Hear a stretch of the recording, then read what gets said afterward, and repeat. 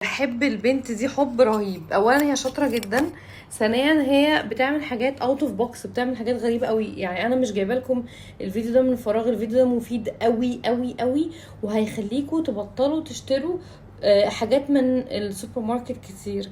مش دي فرخه وهي حطتها وفضلت تقطعها وعملت، بصوا حطت الشوربه بتاعتها بره ومسكت الفرخه فضلت تهرس فيها، ماشي، وعملت شوربتها وحطت الشوربه عليها وبصوا عملت ايه في الاخر. عملت بلندنج للفرخه ببلندر وحطتها في معرفش اسمها ايه دي كده يعني، وبعدين طلعتها خلتها لانشون، لانشون فراخ.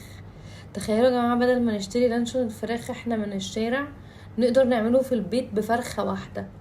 انا بجد والله العظيم انا اعتمدت الفكره دي، لان انا كان زمان وانا صغيره وبحب اللانشون، بس لما كبرت خفت منه قوي. حسيت ان انا ممكن اكون باكل حاجه معرفش متصنعه ازاي.